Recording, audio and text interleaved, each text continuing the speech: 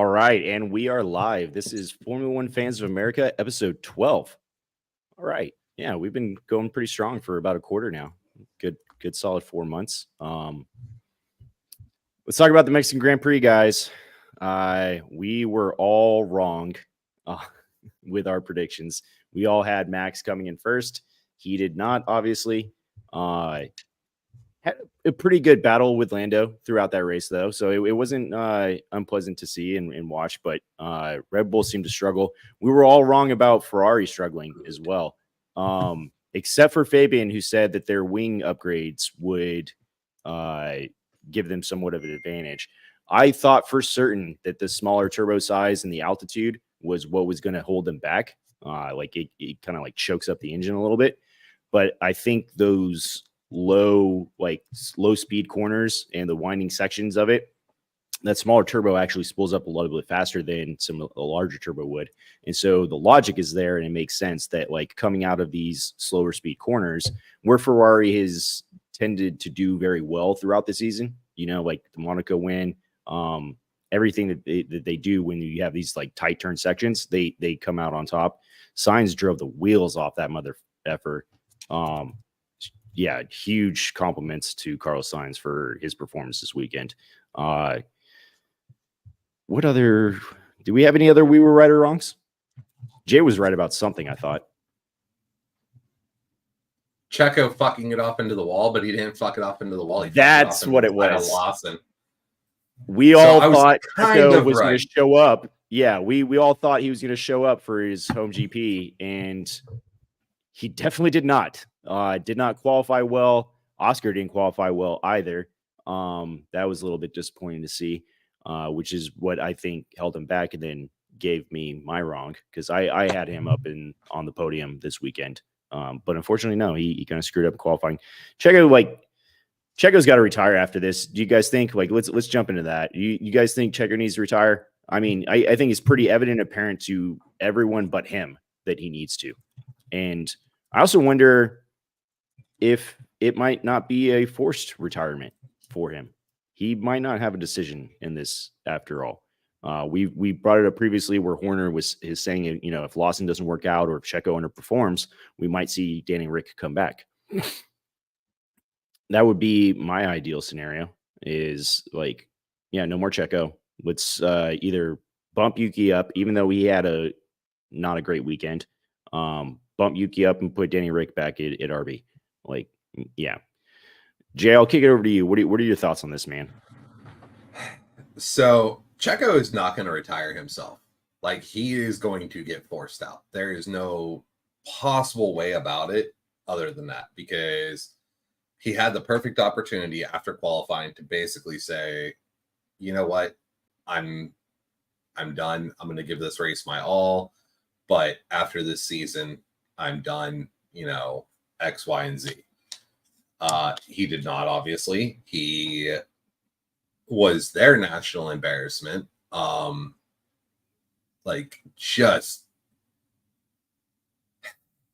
know he took damage. Like, that's definitely a thing. And I'm very well aware that the damage probably caused at least a little bit of that. He made damage. Exactly. It was from his own doing, you know. Yes. You shot yourself in the foot, dude. And I don't know, man. Like, I don't want to project thoughts or project my, you know, opinions onto him, but like, after 2 years in a row of embarrassment at your home GP, you have to start questioning yourself. Like, he's got to be inside his own mind, or maybe he's just like a sociopathic narcissist and doesn't care at all. That might be in existence too. But like, if you embarrass yourself that badly 2 years in a row in front of your hometown, like, or your home crowd, like, come on, man. It's got to give you a kick in the ass to be like, all right, I either need to win a GP after this or just let it all go. And so, or he's in the lowest of the low and he's thinking like, I can come back from this. It can't get any worse. So yeah, I'm curious. Like I said, like, I don't want to project my thoughts onto him, but I'm curious what his mindset is, like what's going through his head at this point. Also, the Yankees are trash. Go ahead, Jay. Go Mets. Oh wait, we're on. Never mind. There you go. So I will say this now: there is zero excuses. Period. None anymore for Checo. He had the exact same car as Max did. Max took it from what, 16th? How many drivers even were in whenever Max took the fucking penalty that was like 72 hours long? Like realistically here, I think there was still 16 drivers in, or 18. 17? Okay. Max came back from 16th to 6th, and everybody pitted before he even got to them, with the exception of I think Lawson and Colapinto. Everyone else was there and ready to go, and he made it back up to 6th without a problem, on track, not through the pit lanes, anything. On track the Obviously, whole it's time? a Checo problem. Was he on track the whole time? I said the comeback, not the rest of it. I will get Order into in the that court. in a little bit. You Order in the shush. court. Enough with these outbursts. I will get to that in 1 second. And Fabian's mouth might hit the floor, Meg. You might have to go pick it up because I know old age is fucking with him. Max got exactly what he deserved. Thank He tried to play that game. And the first one, I will say Lando played it perfectly. He dive bombed the ever living fuck out of Max. There is no other way to look at that. He was not making that fucking corner, but he made it look like Max made him lose it. Perfectly played by Lando. So yeah, there's your there's your- driver's moment of brilliance or whatever this week's I'm moment of brilliance sensing for growth. driving. Yeah, No, look at I Jay will growing emotionally. I've said this from the whole time. The only person who's flawless in my book is fucking Yuki. Let's be real here. I've said this for a long time now. Very flawed and fallible man, but carry on. Anyways, Is he technically a man? Is he? How old is he? he's 24, 25. Well, Like, technically, man, don't get us over canceled. It's 2024, bro. Don't get us canceled. Oh, then I'm gonna So- stop. Alonso's very short as well. Alonso his motivation definitely comes from Napoleonism, and I applaud him for that because the dude is good, and by good know, I mean that's like, extremely packageable in a car that weight bias is important on. Mhm. You know that Napoleon wasn't even that short. That's just something people Not for the say. area and the time. Yeah. Yeah, not during the he era was and like time frame in 5'7". which he was alive. Yeah, which was normal. Okay, back then. Rich, you Yeah. tell me normally to stop you on your little tirades. Stop. I know. Sorry. Um, Sorry. Going down the road. Anyways, You got easy to spun get him out. going. Yeah, Yuki got spun out lap 1. Let's talk about it, Jay. What happened there? so everybody wants to blame Albon. Albon was actually playing this correctly. I'm not going to blame Albon in the slightest, and I fucking hate it because I really wish I could. The bromance fucking came across and pushed Albon in. Like there was literally no other fucking way to look at that wreck.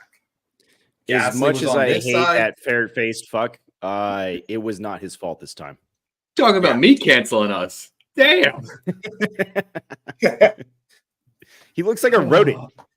Well, it was a good run, guys. Let's get a new Mossner going. He's Anyway. French. He can't help it. Anyways, so good old No, Pierre. they just got pinched, right? Like he Mhm. got pinched between two cars. It was just space and the funneling down into the first turn. And it sucks that it happened. And nobody, I think, did anything intentionally or deliberately that would have caused that crash. It was just a matter of time and space. And I will say that's my this now, takeaway on it. though. The balls on Yuki, that motherfucker is mimicking the South Park with the wheelbarrow. Going down halfway off the way that he was and pushing it like that. Like, that is a man that wants that fucking Red Bull seat. And there is nothing else there. And props to think he him wants- for, like, he stayed on the throttle. He stayed into it the entire way. Like he was committed and dedicated. And I see what you're saying. Yeah, no, it takes big Randy Marsh wheelbarrow balls. Go ahead, Greg. I don't think he wants the Red Bull seat as much as he would love to have it. I think he's aiming for his next seat next year, which is who knows. The year after that, follow that Honda South. power. Sauber, baby. He's You not could go to gonna Sauber. He's not going to end up at AM. He's not going to end up at Sauber. He does Mm. not have the attitude for Sauber, because that's a brand new Like team. I'm willing to lose. No, What like attitude are I'm you willing talking to. about? I'm ready willing to score to no actually points. How about I'm willing to learn how to actually tell you what's wrong with the car versus just being it's fucked. Yeah. That's not Or his that's famous not- quote. Ah! That's the whole thing. Exactly. We love Yuki But Tsunoda. He's an Yuki awesome is- and fantastic driver. Yeah. Jesus fuck. Anyways, so yeah, as much as I would love to blame Albon, because I fucking hate Albon, it was definitely the French fuck. So Rat face bastard. right? No xenophobic comments. Moving on. I Oh, wasn't xenophobic. Xenophobic. He looks like a rodent. Nope. it's just a commentary on his face. He looks like a fucking rat. Not gonna rise up, Pepper Patty. It's got nothing to That do with one's fair. his ethnicity. He looks like a fucking rodent. I'm sorry. Oh my god. And he acts like a rat too. Shifty little fuck. Alonso's No, you're confusing 400th. him and Albon. Yeah, Or, so Ocon, sorry. I said that it. was one. I thought when Ocon. Alonso went out. Ocon. God dang it. That's who I was talking about. No, Albon's okay in my book, but he needs to let it the fuck go. Like, yeah, that's the other dude that should not have a seat next year. Can I call that as What? I was right? Can I What? call that? No. All Albon, I what can is, say what is is Albon Albon, doing? what What do is Albon doing for Williams other than getting embarrassed? Making you mad, Crashing cars. which I guess isn't hard. Crashing. You know it's not hard. Yeah, he's cost them at least $4 million against the cost cap. I think after this weekend, he took over for Checo's reign. Mhm. Wow. So no, George Russell might have it now. I can't remember. One of those So- three have it. Albon, admittedly, wrecking stuff, not on an upward trend with performance. But I will say it took Colapinto coming in to really surprise everybody and go, oh, we have a new benchmark at Williams. So I admit Albon not trending well, but I think he's got more in him. I think he got complacent, quite frankly. Any racing driver who doesn't have somebody to compare themselves against, when everyone's like, you did so great in a Williams, he's like, yeah, hell yeah, I did. But that doesn't mean much when Colapinto shows up and it's like, I'll use my one F2 win and show you what's up. That impresses me, right? So good for Colapinto. You make a strong point with now he's got actual competition and like a hungrier driver and somebody that can outdrive him. And so it's very evident when we talk about this, like the mental acuity and like just how much your mental game plays into this, like that can cost you tenths of a second on a lap if you're not completely razor sharp. And it's also just like almost any given Sunday with some of these drivers, you know, of like who's actually going to show up and just be dialed and locked in. Like Lance Stroll with his, you know, wrist broken after he Yeah. crashed a bicycle. Like yeah, I mean, of course. But, you know, he had the best race of his life right after because he was just so dialed and locked in and so committed to like trying to come back from it and show what he can do. It takes that, I think, like that 100% mental acuity. And yeah, and if it's not there, then it's not there. And the performance isn't there. I definitely think Albon got complacent, having our national embarrassment as a teammate. Life was very easy and simple for him as an F1 driver, but it's not supposed to be, right? You're supposed to be pressured. You're supposed to be under the gun and fighting for your seat every week every weekend in and out. And he definitely got to a place where he didn't have to really struggle because his teammate, who's supposed to be his greatest competition, you guys have pointed this out, like that inner team competition and rivalry exists so that they like iron sharpens iron, right? They're supposed to be making each other better. And he was, unfortunately teamed up with like a dull knife. So Those are the notable examples, right? That he kept on unfortunately- bullying him and taking his car. Yeah. that wasn't Give me your his lunch choice. money, That was the team. That was the team's choice. But yeah, it was kind of give me your lunch money, kid. But those are the notable examples, right? Red Yeah. Bull and Checo not performing as well. I want to highlight something. And Yes. if you want to talk about jaws hitting the floor, why, other than some really dumb moments, is Stroll so close on pace to Alonso? Is Alonso Because just not trying because he Alonso- knows he doesn't have to? Is he not that Alon- good? I think he's great, but why Stroll so close? I will say It's the this same. now. It's the same thing, man. I think it's the exact direct comparison. When you have a teammate who underperforms regularly, you are no longer under pressure and under the gun. So like that pressure in that mental like back of your mind of like I have to do this weekend. That sense of urgency that like Checo should have but doesn't. Like that's supposed to be there for you, and it's definitely not there for him when he's teamed up with Lance Stroll and Daddy Warbucks owns the team and bought Aston Martin so he could race. So it's just not there. I don't think it's anything to do with Stroll himself. I really don't, because I think it's more that Fernando's bought out right now. Last year, whenever he was coming up, getting podiums, everything like that, that car was performing. This year, or actually since what, 3/4 of the way last year, and then all of this year, the car has not been there. Like the highest I think it's gotten is maybe 8th in a race without like somebody fucking crashing off. So you've got to look at it like he's bought out of it. He's like, I've got Adrian Newey coming in next year. Let's see what the car can do then. I've got Honda coming in the year after. Let's see what it does then. I'm with you. The difference between Bottas and Zhou Guanyu, not very much on track, but Bottas is better, right? It's kind of the same thing. So I'm with you on that one. Yeah. So I don't think you're Fernando's done right now. He's not going to risk anything. Exactly. I don't think you're disagreeing with us. I think you're actually like validating, substantiating our points. I think there's multiple things that are occurring here. And one of them is his motivation. Like, I don't think that you could say that it has nothing to do with Stroll and his underperformance. The point that Greg's making is that, like, why is Stroll so close to the pace of a 3-time world champion and a guy who has been in the sport for a very long time? No, he's got 3. No, he does have 3. I was thinking of Kimi for a second. I apologize. Okay.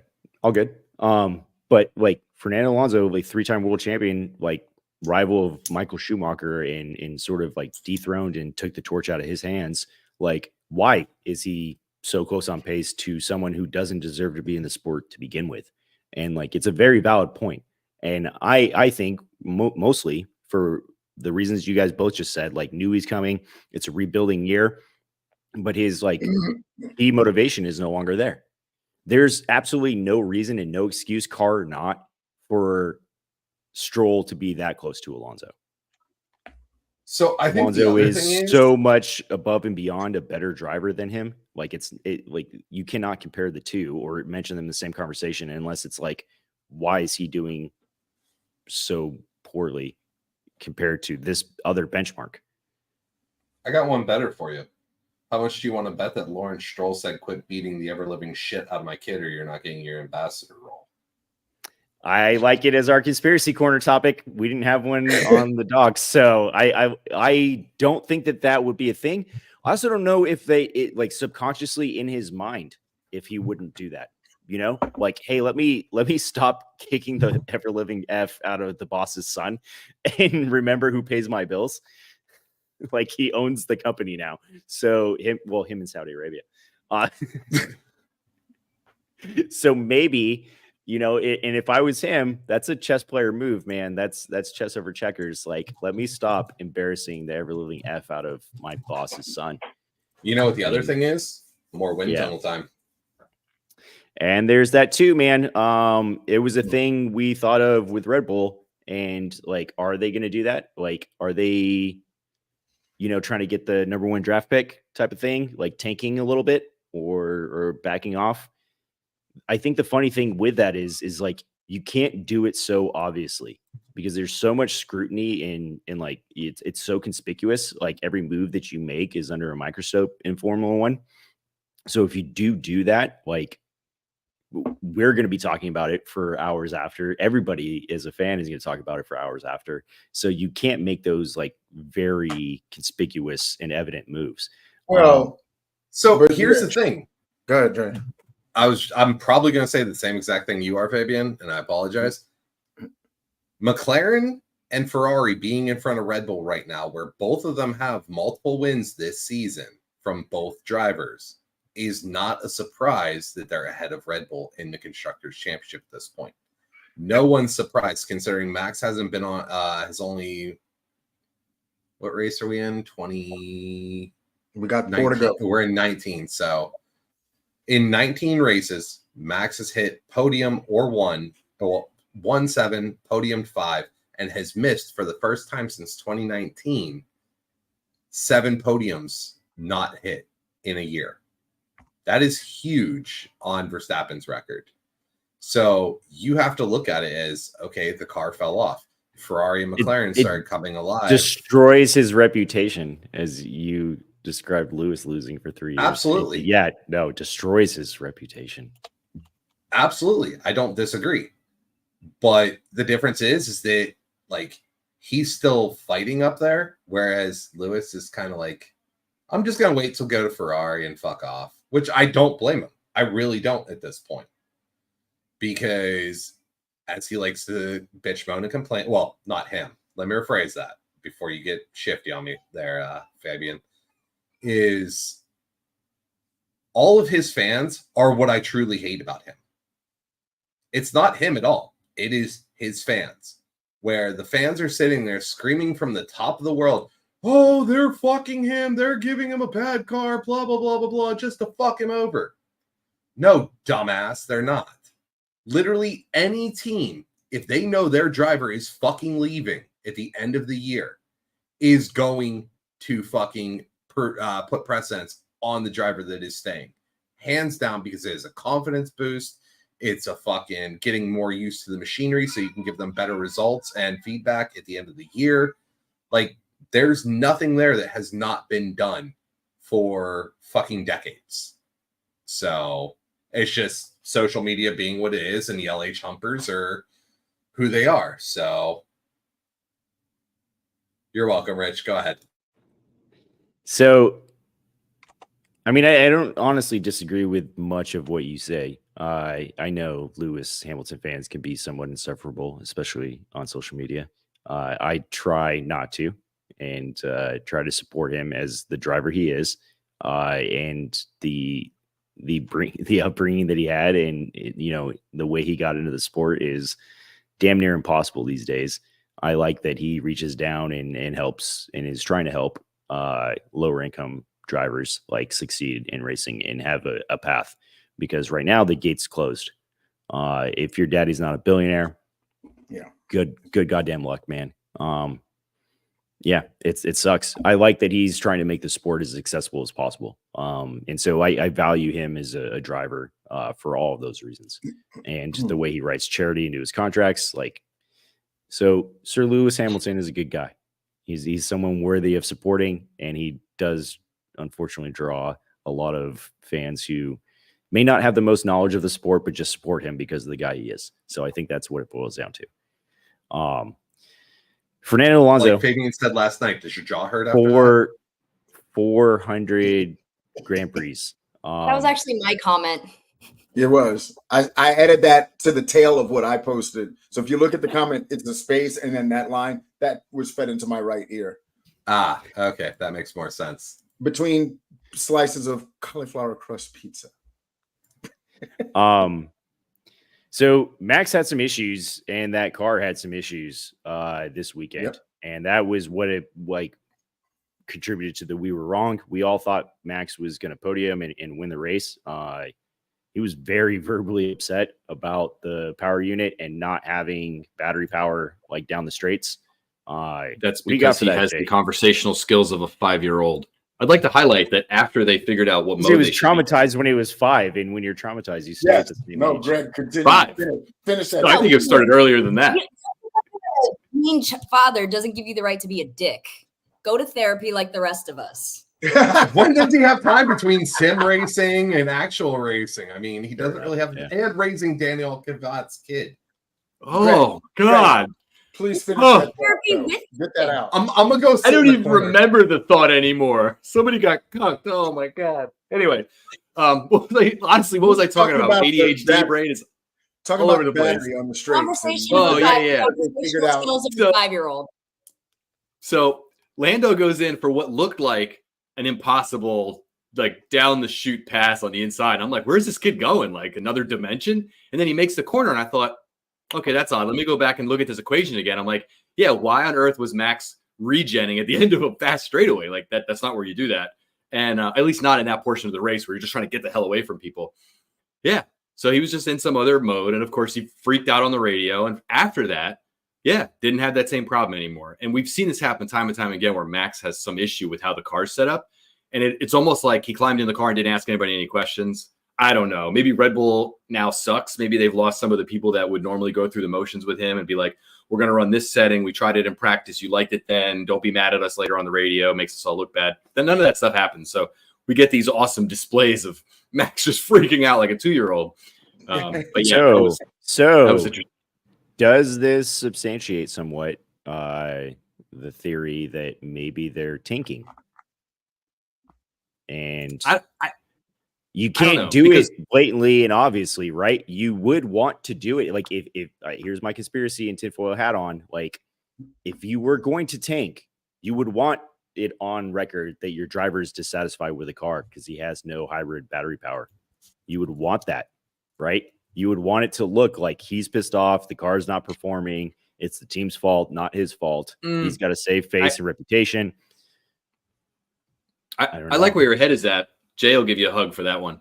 Nice big warm bear hug from behind. But I think they've already lost on all time, and they know they're not going to win the constructors this year. They've already lost it. Like they're not going to make that back. And I don't think having Max purposely do something silly like that on the straightaway, because that you could almost say that was one flashing brake light away from what Alonso did checking up Russell at the Australian Grand Prix. So I don't think that is actually true.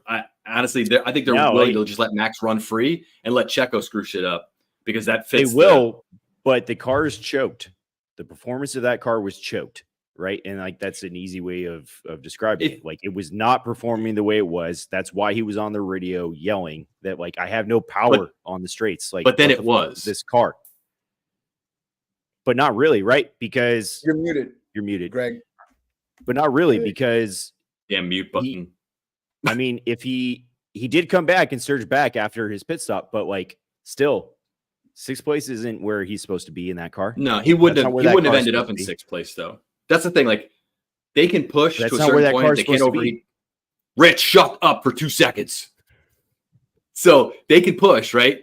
And he pushed all the way through the damn field until he caught the front runners. And if you notice, he never had fast lap that whole time because he was constantly pushing on those tires, gaining track position, not raw lap time. It's different. Like you spend 2 seconds under somebody's wing behind them trying to pass them. Tires are overheated for that lap. Probably not going to be a fast lap. Whereas the people up front, they were dropping fast laps. The Norrises and the Hamiltons who were doing a lot of good chasing. I don't buy it. I think that car is still good, but it requires being up front to have a good shot. Piastri is the example. Dude has won races. He's run up front, but when you get caught in the back, like sometimes it's hard to come through. And even when you do make it through, it's hard to like get all the way back up to the top. Please cease shutting up and talk. Thank you. Everything you said is dead on. It actually like jogs my brain back to a video that Fabian posted of the thermal temperatures, like that thermal camera for the F1. And so when you start talking about like when you're chasing and pursuing and trying to pass the tire temperatures, like that's the point that needs to be made. And I think was lost in my mind, but is definitely a significant point. When you're trying to pass someone, you are pushing those tires to the absolute limit. Like tire management is a huge part of this sport and in a big strategy point. And so, yeah, like it would make a lot of sense that like he just knows he's not going to be able to do it, and you're not going to be able to pass on those tires and save them for the rest of the race. And you're going to end up costing yourself, 10, 20 laps ahead of you if you keep pushing them and keep rising that temperature and wearing them down. So that makes sense. Yeah, good point, Greg. Lando versus Max, like, Lando did a pretty good job. I didn't like where they were saying like, oh, Max has his elbows out. And I was like, no, he's just racing like an asshole. He was obviously staring in his mirror way too long and making mistakes because he was just trying to fight Lando off. He was braking way later than he needed to, probably cost himself several seconds. And it's also, like we were saying, contributes when you're battling back and forth for like 4th or 5th place position and you're running the shit out of those tires, you're not going to perform. You're going to end up where he ended up and miss the podium because you're fighting somebody that's off the podium, right? Still kind of cool though. Like, I still just love watching this battle play out between Red Bull and McLaren. Like, this is good racing. It's good action. It's worth discussing, and it gives us tons of fodder. What'd you guys think about Hamilton versus Russell? That was an interesting exchange for several laps. Like, for me, that was one of my favorite parts of the race. Was just watching those two go toe to toe with each other. Jay, I know you always have comments about Sir Lewis, but what do you have on that, man? The battle with him and Russell. Mercedes fucked up. They should have just let him go. Realistically, they should have told Russell, you have damage to your front wing. Step aside, let Lewis in. Take DRS on him as long as you can to get as much of a gap as you can. They fucked up. Simple as that. Like, wasn't Russell in an older car too? He was in the better one though, because the So do you Silverstone think that they left some strategy? Do you think they left strategy on the table? Like, that was they pulled a Ferrari AMG team.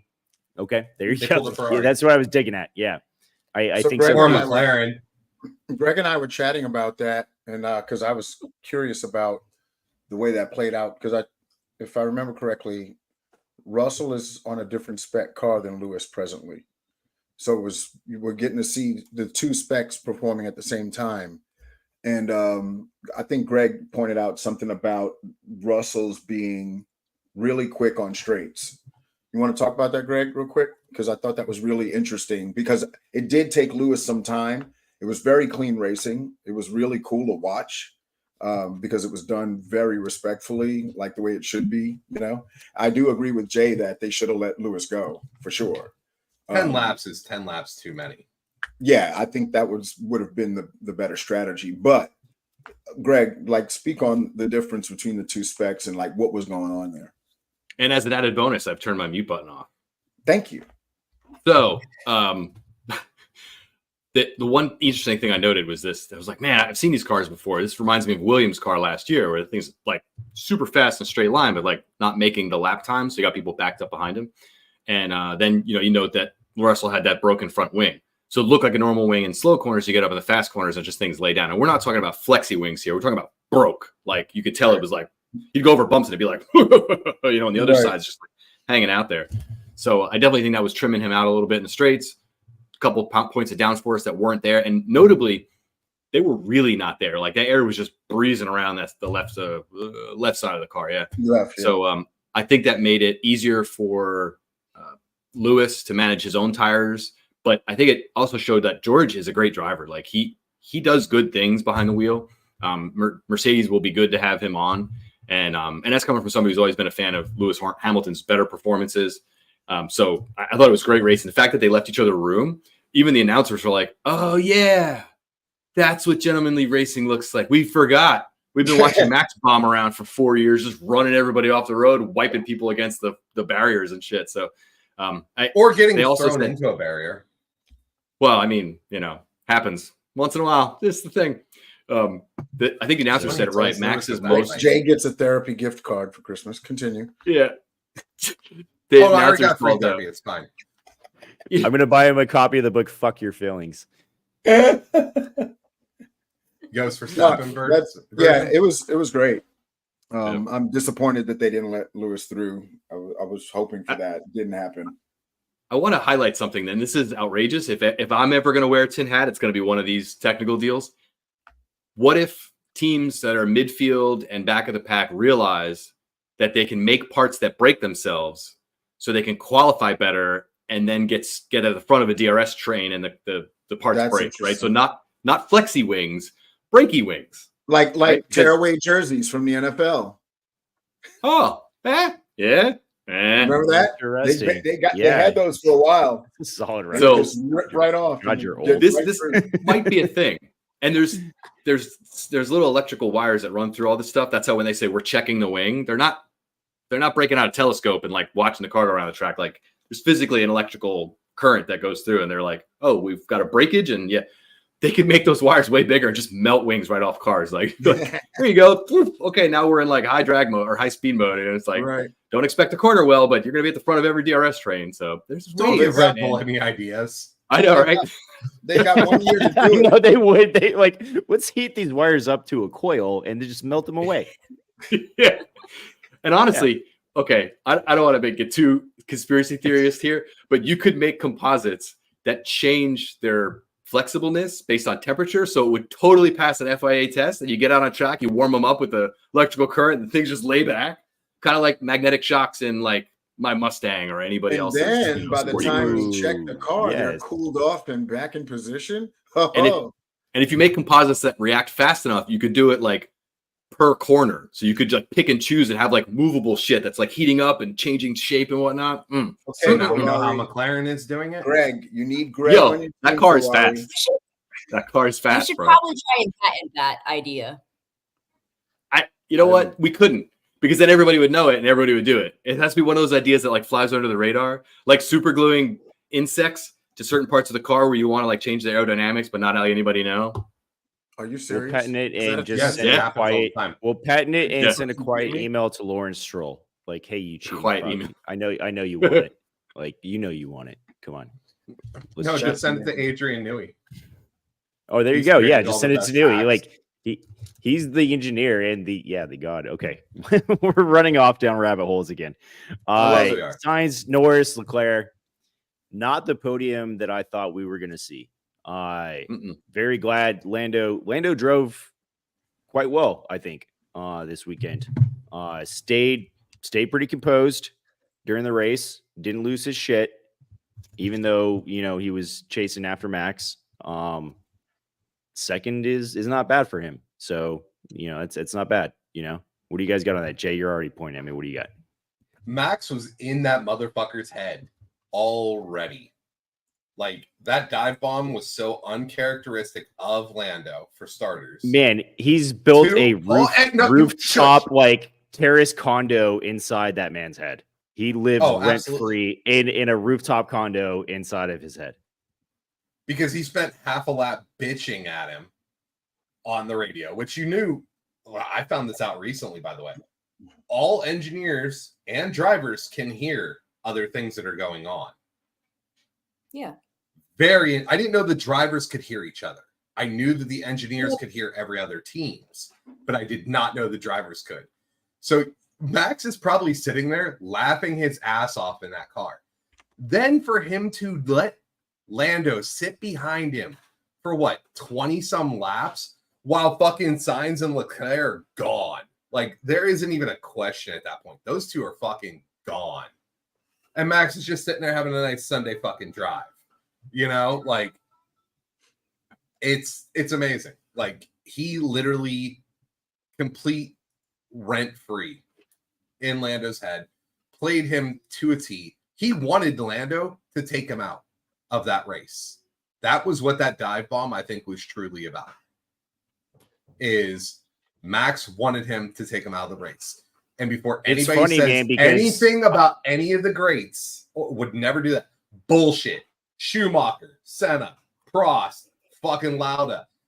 James Hunt did it too, if I'm not mistaken. Like, literally, you can Yes. go down the line, and anyone who is a multi-champion has allowed this shit to happen, with the exception, I think, Lewis, just because no one could get near that fucking Mercedes for that long.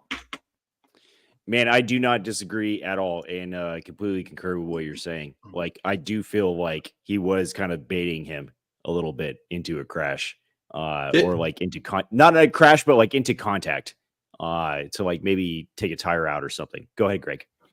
So they had a driver's meeting, and it was the topic. They said like 45-minute driver's meeting. All they talked about was, hey, are we going to let this shit get away? So yeah, Lando went in there knowing exactly what he had to do to spark a reaction, and Max knew what he was going to do. Like Max he's not going to change overnight, especially with a car that he knows he can't just drive straight to the front with anymore. You want to talk about not being able to catch the Mercedes? Talk about the 22 and 23 Red Bull. So like, I think everybody knew what was going to happen, and I congratulate the FIA. They were like, "Oh, you guys want to F around? Why did I edit that? You guys want to fuck around? You're about to find out." And they hit Max with that. Like, whose comment was it? Somebody, I think it was Max's. They're like, 20-second time. He's like, oh, okay. You know, like everybody knows. His that. comment was, yeah, it was a 10-second penalty, and he was like, oh, okay. Like, fuck you. So, Whatever. many people Let's talk didn't about that though. Let's He's talk so about the entertaining. going off the. Let's talk about the going off track shit that happened because that's where he led the penalty. Go ahead, Fabian. I was going to say people don't realize that FOFA is a portmanteau of fuck around and find out. It's just in like switched around. But anyway, I just had Jay. A portmanteau is no. I'm kidding. I'm joking.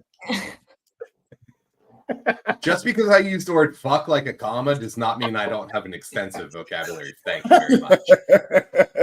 Anyways, It's Anyway, actually go on called a here. lexicon. You fucking No, well, actually, so Megan is the resident Nerds. Lando McLaren fan.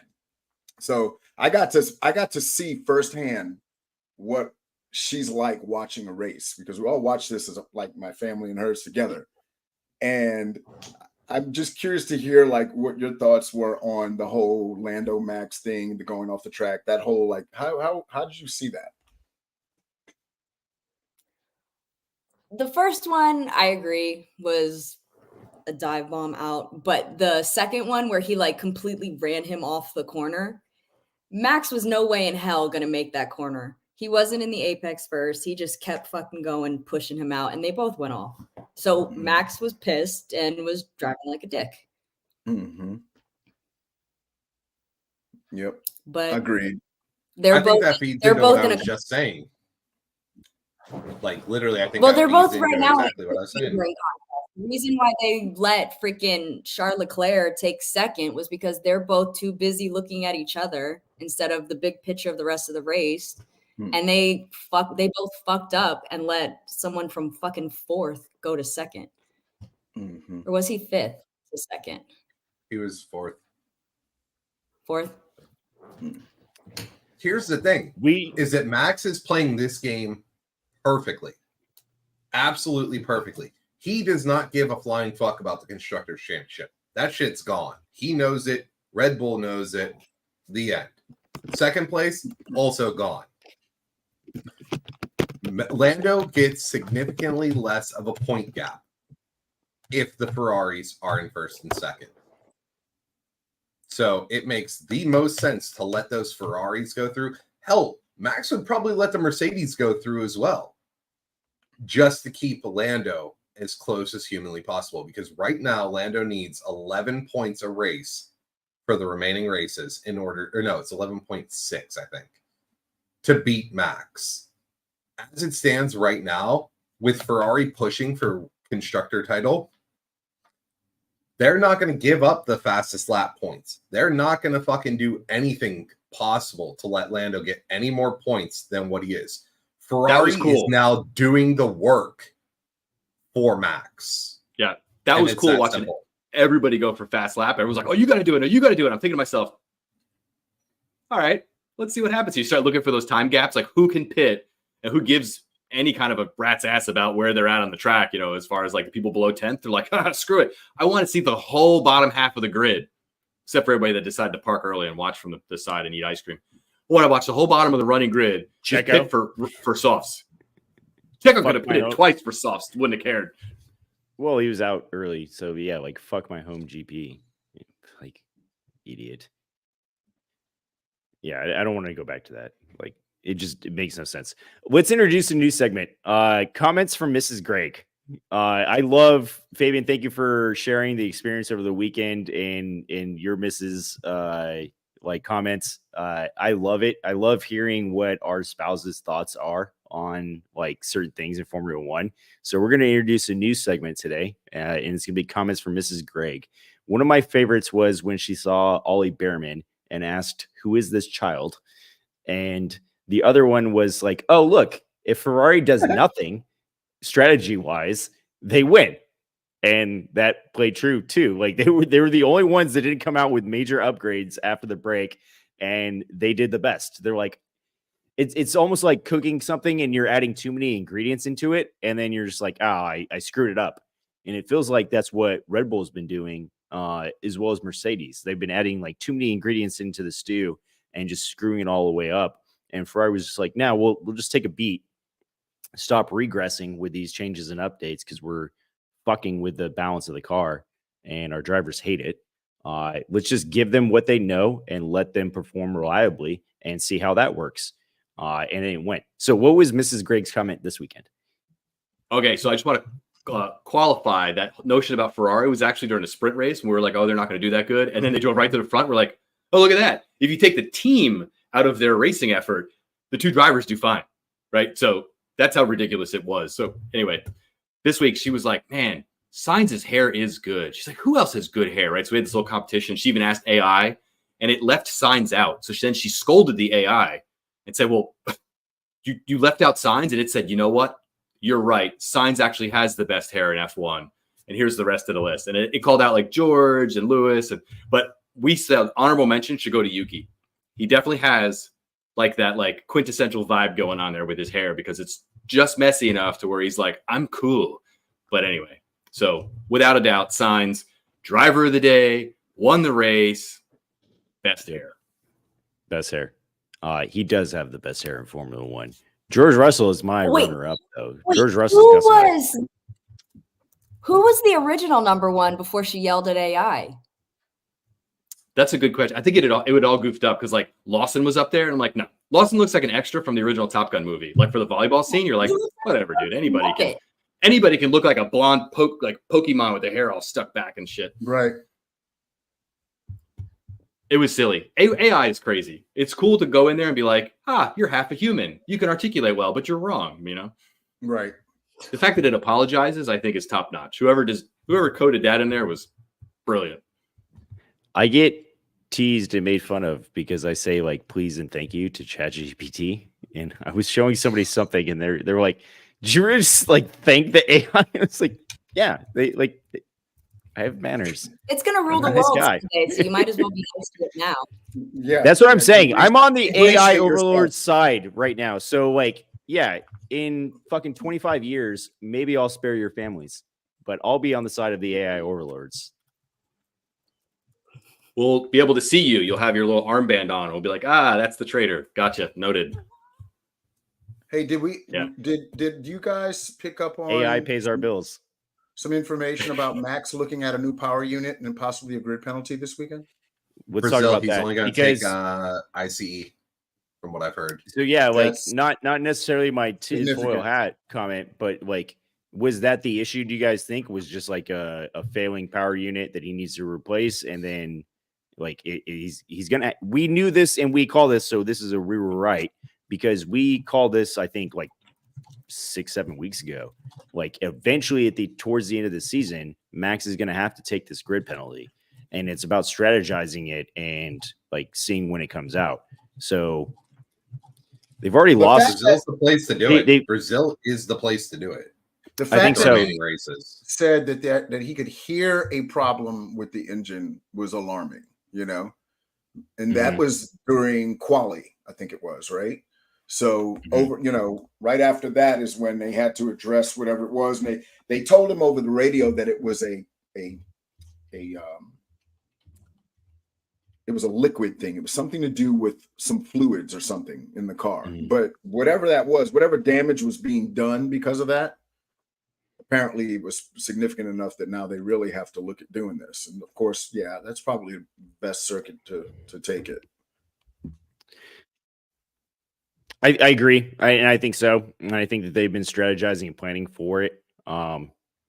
It's interesting too, man, like to put the tinfoil hat back on, but it's interesting to see the comments in the media of like around events like this. Like we can almost guarantee there's going to be some kind of article from Christian Horner talking shit and like advocating or justifying the grid penalties.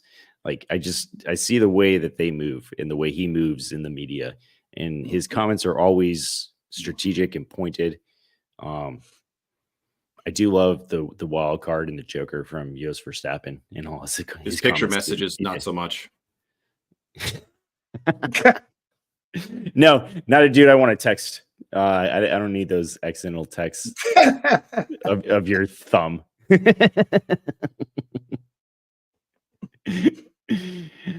I love that we call him Horn Dog too. By the way, like that's his name for us on That's our show. great. Some kind of dog. Hey, so what are our predictions going to be for Brazil? What do you guys got? I think sprint race wise, honestly, I think Lewis, like this is like they called, I think Canada a Lewis Hamilton track, and then they called like Spa a Lewis Hamilton track. And I was just like, okay, is every track a Lewis Hamilton track? Jay, you and I agreed on that. I was just like, is every track to you Brits a fucking Lewis Hamilton track? Brazil is one of the ones where I will like co-sign on that and say, no, Brazil is a Lewis Hamilton track. I expect a solid performance from Lewis this weekend. And just looking forward to it and love watching him race in Brazil. He had that like momentous career moment of when he was like from the pits before the sprint race and then ended up finishing first. And it's like just one of the greatest moments in F1 to me. What do you guys think? So I think I'm going to say Lewis first, Leclerc second, and Norris third is my podium predictions. What do you got? Jay, we'll start with you. So while I love your enthusiasm and your hopium, I don't see Mercedes being able to push past third at this point. I really don't, especially with the way those Ferraris are behaving. Like those things are absolutely incredible right now. So I would say I agree with you, and let me revise. I'm going to say Leclerc first, Piastri, excuse me, not Piastri, but Lando second. No, you made your choice. You don't get to. No, you already made your choice, bitch. Lewis Sit third. back up. Yeah, Somebody Lewis mute him. third. Somebody mute him. Lewis in Like the host. I'm going to change my mind.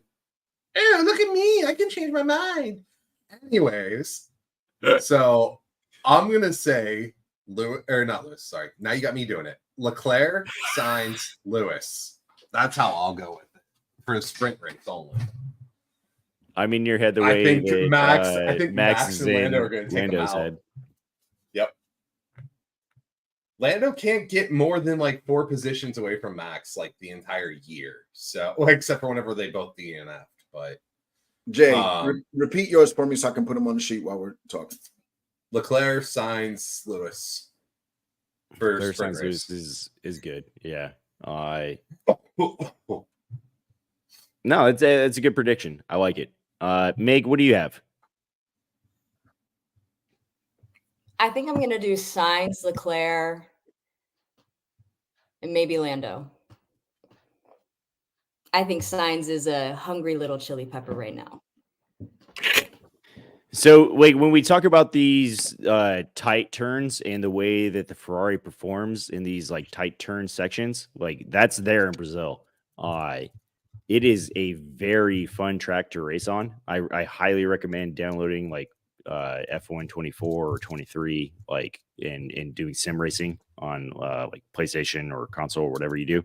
But that track is very fun, very challenging, and I think Ferrari is going to like show up and show out. They tend to do the best in these tight turn sections, and we just saw that in Mexico. We saw it in Monaco. Yeah, I look forward to seeing that. Greg, what do you got? So I've been unmuted. Thank you, sir. Oh, holy Lord.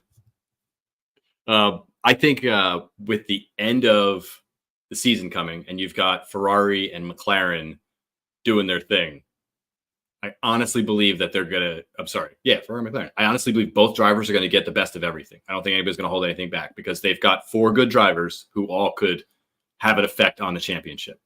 So I'm going to say I want to see, not I believe who's going to be on the podium. I want to see Piastri make a good showing.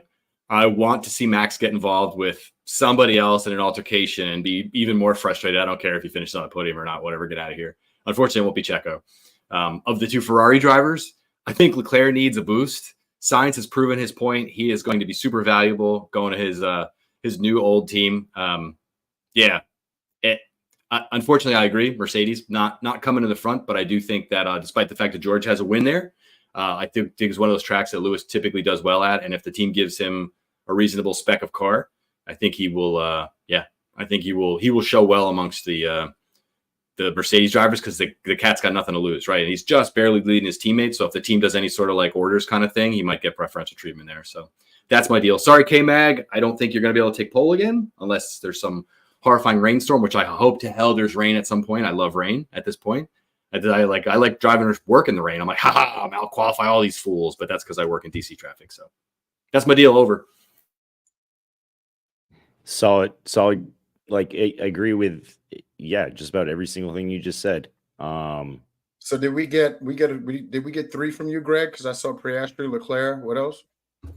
I was just going through who of the two teammates. I got you. So if I have to pick out the podium, it's gonna be one of the Red Bulls. It's gonna be let's be realistic. It's gonna be Max. It's gonna be Max. Yeah.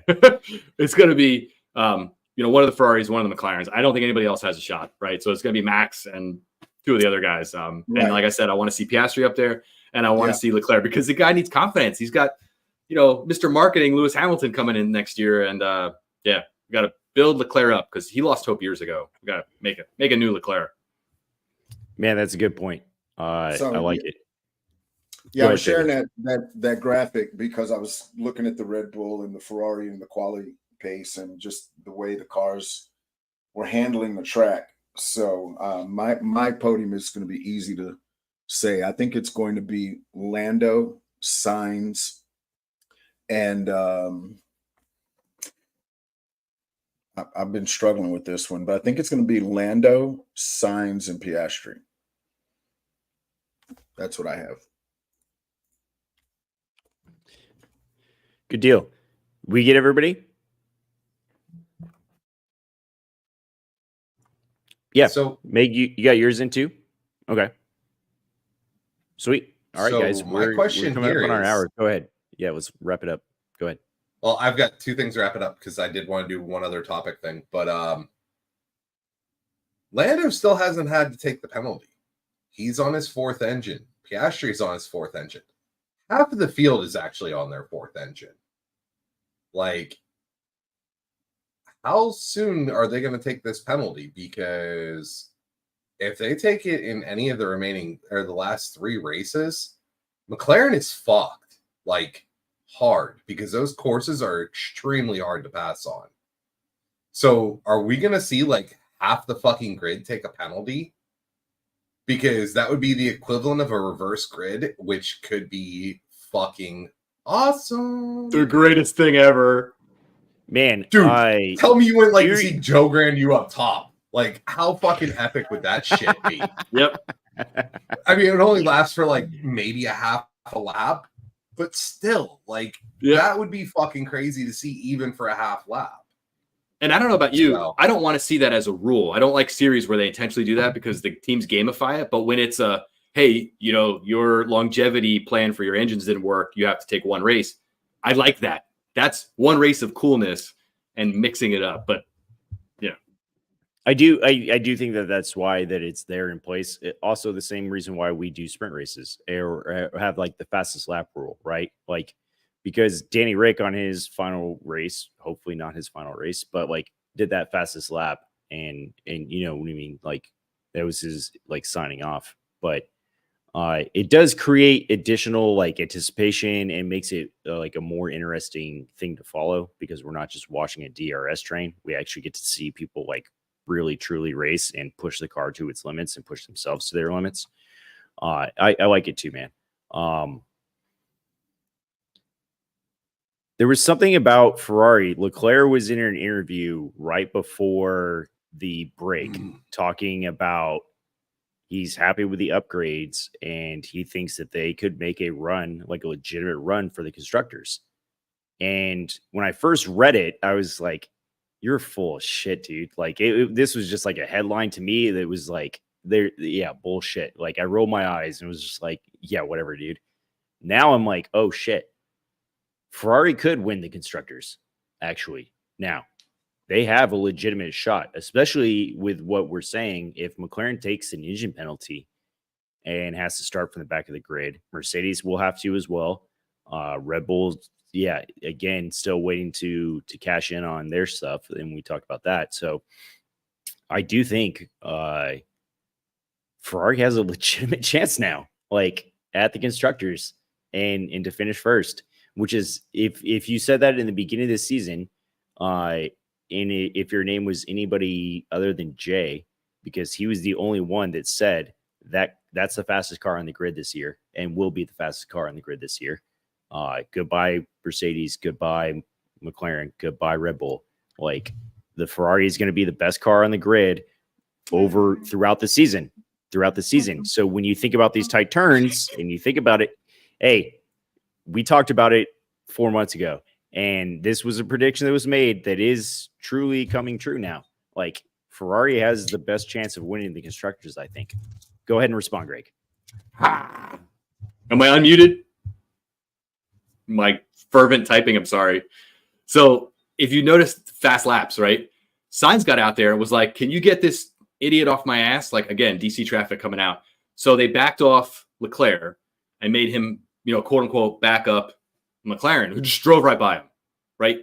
McLaren was dropping the fast laps.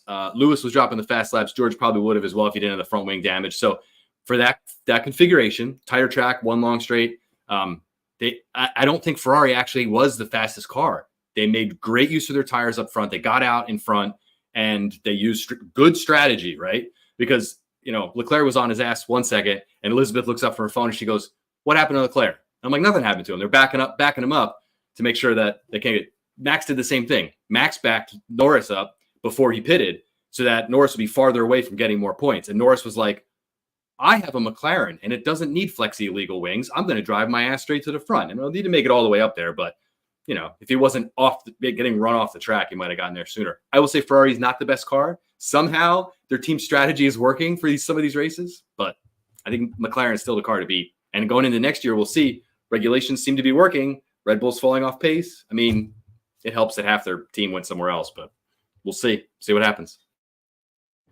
It does, and the regulations definitely do seem to be working, and it is what makes it slightly more exciting, especially with these top three teams and things being like a fraction of a second close. Jay, go ahead. What do you got? I was going to say, you do realize that Ferrari is now only 29 points behind McLaren. That's when what I'm McLaren saying. starts at the back of the field at the beginning of the season, that happens. No. Yes. So Ferrari was actually up near the top. It wasn't until You said McLaren mid-season started whenever back. they. Oh, I apologize. Yeah, I don't know where the fuck McLaren came from. I can't figure that one out. Like, there's The just upgrades, man. The upgrades, and the if it mini was DRS, flexi wing, the flexi Yeah. wings. Yeah. flexi cheaty wing, that engine is holding up though. The McLaren motor It's a Mercedes. I'm not is surprised. solid. It's right. Yeah, me either. But they do outperform Mercedes, especially with the flexi wing. I still want to know the FIA results of the engine test. If Mercedes gave them an engine to test against McLaren's, I want to know if it actually fucking came through. Oh, Meg, you didn't know about this? So yeah, there was a test ordered. It was probably 3 months ago. It was 5, after dude. McLaren. 5 months. It was when McLaren started dominating, and Mercedes was like, "Hey, you're using our motor. Why are you so much faster than us?" And asked the FIA to review it. We have not seen the results of that investigation. That could change things dramatically, and because McLaren there's could be no other. kicked the fuck out this year and next year for that shit, if that's true. If they did modify the engine outside of regulations, it could result in huge penalties and fines. I come on though, like realistically, it won't validate their season. They will just get like whatever penalty and points the FIA wants to impose to make them like the third team or the fourth team. It's not going to be like an invalidation of the season or vacating wins. It's just not how things work. It depends on when it was discovered. If it was discovered back in May, which is whenever it was ordered, if they backdate it to May, McLaren loses pretty much everything that they built. Like, period. Not third, but everything. I believe they should. However, I know way better, and I know how much money is involved in this. And I'll iterate Yeah. that, like, I don't think we're going to see a vacation of wins. Like they won't cancel. They won't cancel the results of the season. There's too much behind this already. Yeah. So I lied. There's one question and 1 point. The 1 point is, why the fuck is Leclerc not doing community service next to Max now? Why is Because shit he's not being pretty punished? and Max is ugly. His face looks Okay. like it has already been punched by a guy named Yoss. That's fair. It's 'Cause it has. it's But because that's it's besides the because point. they selective enforcement of penalties. This is not Exactly. new to the FIA. Like this is on brand for them. No, and we this can is what I've expect said them to selectively all enforce the around. penalties. You're absolutely right though. Like he should get the same treatment, but we know he's not going to.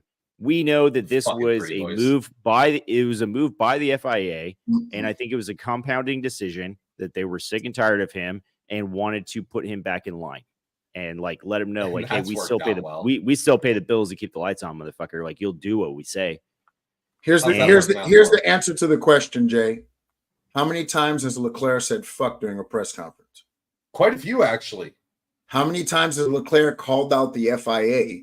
That's Until that's Right. completely different, though. But That's- regardless, that's no, I don't the- disagree.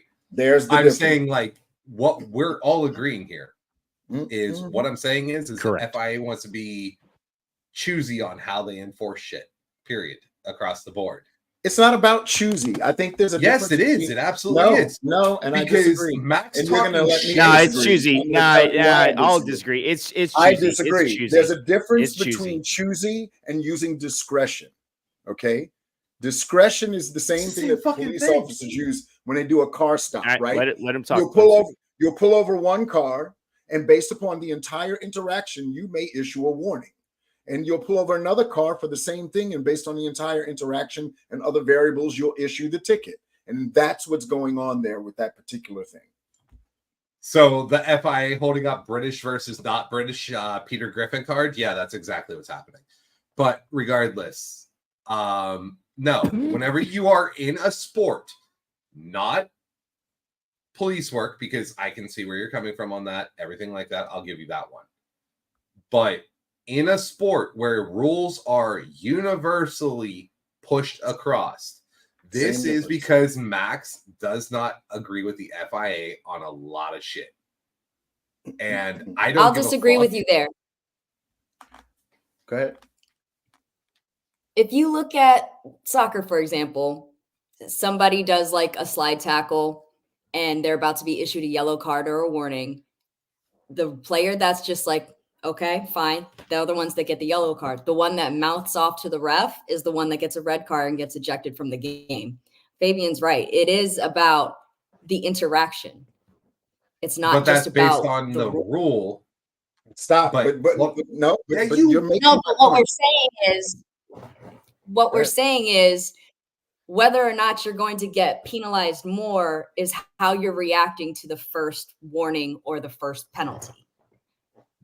So, So if what you're I'm saying continuing to here mouth is off- the FIA is just making themselves look worse and worse and worse. Because literally, But they do that in so many other ways.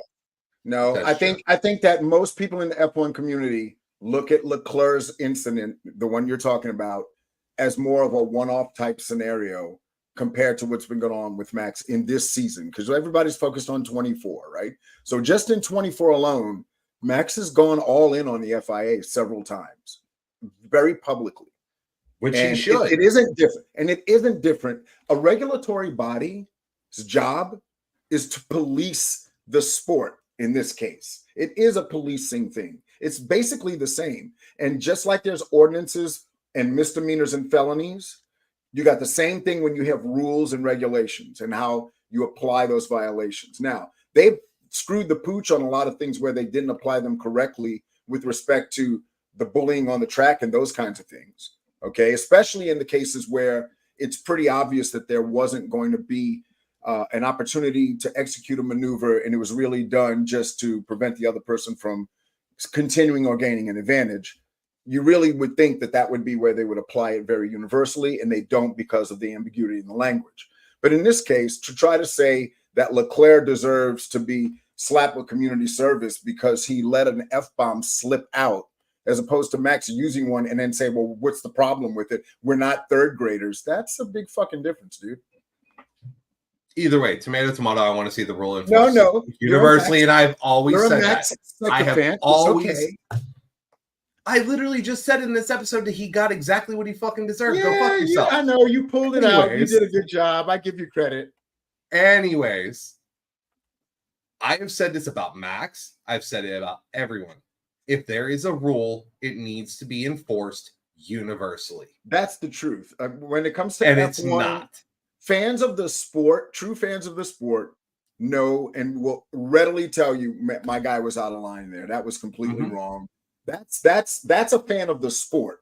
People who are fans of the cult of personality, they don't have the ability to do that. Right. It's just like, what was it, last year or the year before, where Lewis was told to take out your fucking piercings? He basically told him, get fucked, and then flaunts them in front of the FIA, and Right. nothing is done. Yeah. So, So You it see what is I'm a saying move here? of, like how big are you as a driver versus how big is the sport? And I Yeah. do think that the FIA selectively enforces rules to try and put people back in line. I believe that Yep. community service thing, and exactly like you're saying, like Lewis protested with the piercing rule, like get fucked. Fuck you. We all know who the fuck I am. You're not going to tell me what to do anymore. Like, I'm not doing this. And I believe that's where Max's stance is too, is like, go get fucked. Like, if I left, do you know how much money you'd lose? I could retire tomorrow. Like, he's got enough money. He doesn't fucking need Formula One. Formula One needs him. And that was the Lewis protest. So it is good that you bring that up. But it is one of those things. And I do believe that it's like the FIA trying to say, like, hey, no, we still run the show. And him coming back and be like, no, you fucking don't. No, you don't, bro. Like, again, you need me more than I need you. I've got fuck you money, and I will say fuck you to your Yeah, face. just imagine I'll make Leclerc. it. Imagine Leclerc telling the FIA, yeah, you tell them to go see the doctor and get their heads checked out. Like, what? Come on. I dude. mean, I'm pretty But sure he could- every driver on the grid has he said could that whenever they and get a should. penalty. so he could and should. Like, I would agree with that. Like, go fuck yourself. Check your own head. Like, you're out of your mind. Like, at a certain point, you have to put your nuts on the table and let everybody know like who the fuck you are as like a driver and a personality, and not get pushed around by an organization and a governing body. So I respect it. I respect Max's protests. I respect Lewis's protests. You all can go fuck yourselves. Like, Agreed. at the end of the day, you're not going to turn me into some subordinate little bitch. And like, definitely not an F1 driver. Like, you're not able to do that. These guys are Yeah. too strong, too strong-minded, too independent, and they know their value and their worth to the sport and what they bring. So props to both of them for standing up to At the end of the Fuck day, the FIA. At the end of the day, the FIA may be the governing body, but they're not the fucking talent. And Liberty Media can literally walk away from the FIA at any given time without hesitation. No, If they they're not do- going anywhere. Yes, I'm saying they can, No. not that they're going. They could. It Then won't it's- happen. then it's senseless. They could. Yeah. It would turn into like a live golf situation where it's like Saudi Yeah. Arabia controlled and just Okay. like trying to draw like Western talent to whatever. But yeah. Okay, so here's my question for y'all. Yes, sir. Would you rather be a midfield driver but always beating your teammate, or a top tier team and against a generational talent? Top tier team against a generational talent, man. Like, people that have worked with me and know me know that like I'm a consummate number two. Like, I'm your right hand man. Like, I don't ever want to be the guy or even like the lead in things. I just don't think that's my role. But I do embrace being like a right hand man and number two guy. So I would want to be like George Russell to Lewis Hamilton, or Bottas to Hamilton is actually a better comparison. I was gonna say, there Bottas. you go. Bottas to Hamilton is the way that I would rather be than being like driving for RB or VCarb or like Sauber or one of those guys. Like, nah, I'd rather have the car and rather like show my ability as best as I possibly can and have the opportunity to at least show and prove like this is why I'm here than driving a subpar car. So that's my response. I think I agree, but for different reasoning. Because perfect example is Bottas, where actually, no, I could even go Senna and Prost. Once somebody fucks up, you are now the man. Like, you literally are going to get wins. You're going to do other things. Your career is going to advance, etc. Like, it's just that simple. It's just a matter of holding on until, they say fuck one too many times.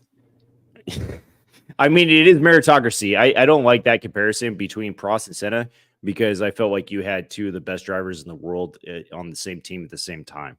And we tend to not see that these days, right? Like we want you as a team owner, and if you're shooting for the constructors, yes, that makes sense. You want the top two drivers in the world, but we can see it play out with team dynamics and the chemistry and team orders and just how well that fucking works or doesn't, right?